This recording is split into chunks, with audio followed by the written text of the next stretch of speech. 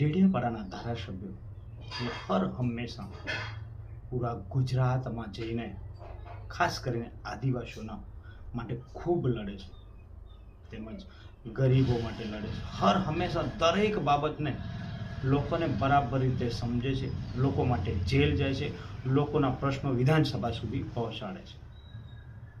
તો ખરેખર આવા નેતાને સપોર્ટ કરવો જોઈએ મિત્રો. એટલે જ હું સ્પેશિયલી વારંવાર ઘણા વખત અવારનવાર વિડીયો બનાવું છું ચૈતર વસાવાજીને લઈને. ચૈતર વસાવાજી માત્ર આદિવાસી સમાજ માટે લડે એવું નથી, હર હંમેશા દરેક પ્રજા માટે લડે છે, દરેક પ્રજાના પ્રશ્નો લઈને વિધાનસભા સુધી જાય છે. એટલે આપણને ગર્વ છે કે આપણા ગુજરાતને એક એવા નેતા મળ્યા છે જે આપણને સમજે છે, આપણા પ્રશ્નોને સમજે છે. એટલે મિત્રો અત્યારે જેલમાં છે, હાલ 7 વર્ષની સજા થઈ છે.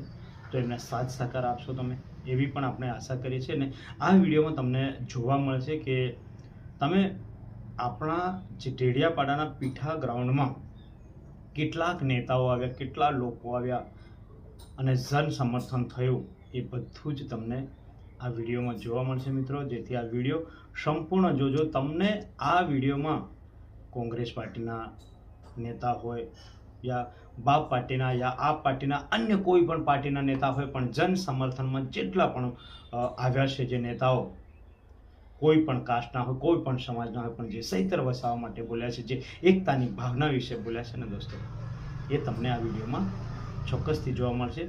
અને તમને પણ ખબર પડશે કે કેમ ચૈતર વસાવાની સાથે આટલા લોકો છે અને કેમ ચૈતર વસાવાના જન સમર્થનમાં લાખો લોકોની ભીડ થઈ.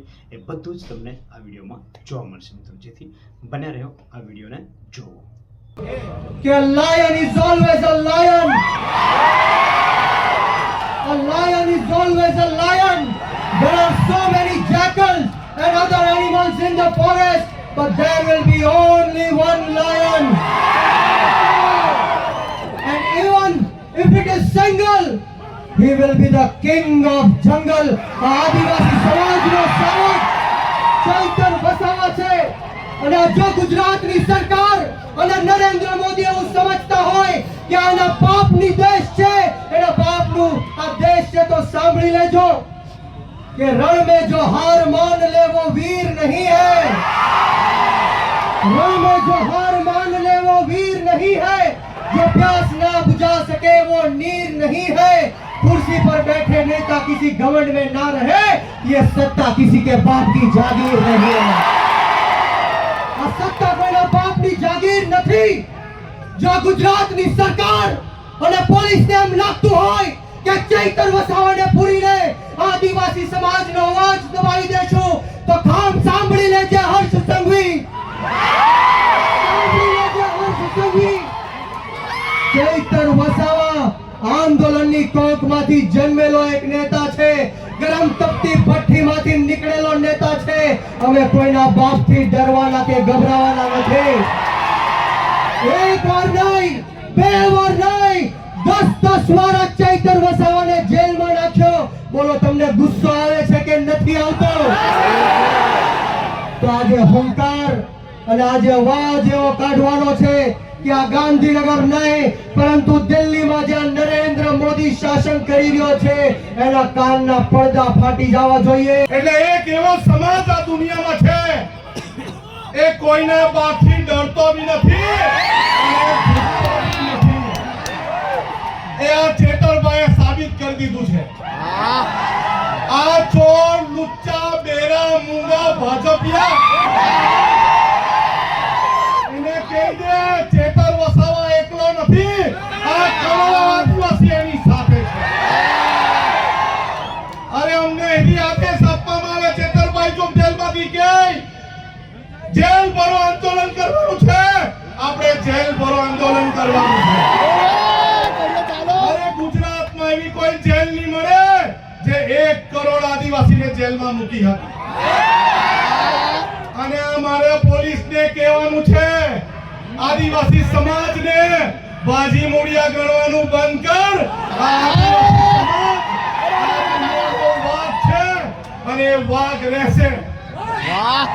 હવે પછી છે ને લાફાવાળી કરવાની જરૂર નથી. અરે ભગાવો વાળું કરવાનું શરૂઆત કરવાનું.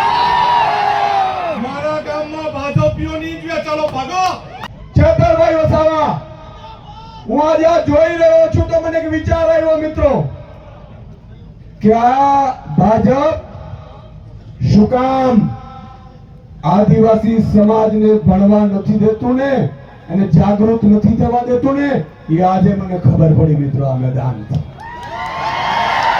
આજે જ્યાં દૂર દૂર સુધી જાઉં છું મિત્રો મને આજે અહેસાસ થયો કે જો એક ચેતર વસાવા જો ભણી ગણી હોશિયાર થઈ ધારાસભ્ય બની અને જો ભાજપની ઊંઘ હરામ કરી દેતા હોય તો આ લાખ આદિવાસી યુવાનો ભણેલા હોત તો આ ભાજપને મૂળિયા હોતા ઉખાડી નાખે એટલી તાકાત ધરાવે. તો મિત્રો આજે હું આભાર માનું છું ભીમ આર્મીના ચીફને વિનયજીને જેઓ અહીંયા પધાર્યા છે. માનનીય નથભાઈ માટે તાળીઓ થઈ જાય પધાર્યા છે. માનનીય ગોપાલભાઈ ઇટાલિયા, માનનીય મનોજભાઈ, માનનીય ટાઈગર સેનામાંથી આવેલા છે. મિત્રો આપણે નામી કેટલાય આગેવાનો પણ અહીંયા પધારેલા છે. મિત્રો આપણે એકતા બતાડવાની છે. તમે વિચાર કરો, હમણાં અમે ગાડીમાં આવતા હતા ત્યારે ગોપાલભાઈ ને મનોજભાઈએ કીધું કે સુદાનભાઈ હજી તો યુવાનો પીઠા ગ્રાઉન્ડમાં ભેગા થયા અને બાળકને જામીન આપવા ભાજપે નામવું પડ્યું. જો ન્યાય આદિવાસી સમાજની અદાલતમાં થવાનો છે અને નિર્ણય આજે અહીંથી આપણે કરીને જવાનું દોસ્તો. સરકાર એમ કહે છે કે 70 વસાવાને 7 વર્ષની સજા. આ જનતાની અદાલતના કરોડો ન્યાયાધીશો તમે અહીંયા ઊભા છો, તમે કહો તમે શું સજા કરશો ભાજપને? જો ભાજપની સરકાર ચૈતર વસાવાને 7 વર્ષની સજા કરે તો આ આદિવાસી સમાજની અદાલતમાં ભાજપને 70 વર્ષની જેલની સજા આપણે કરવાની છે. આવનારા 70 વર્ષ સુધી ભાજપનું બટન નહીં દબાવવાનું અને એને સજા આપવાનો નિર્ણય આજે આ જનતાની અદાલતમાં થવો જોઈએ. લોકશાહીમાં જનતાથી મોટું હોય કોણ? જનતાથી મોટું કોણ?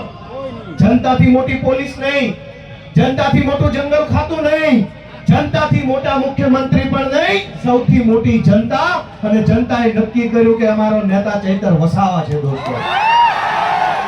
એટલે આ સજા માત્ર ચૈતર વસાવાને નહીં, જનતાને છે આ સજા. કેમ કે જનતાએ નક્કી કર્યું ને અમારો નેતા ચૈતર વસાવા.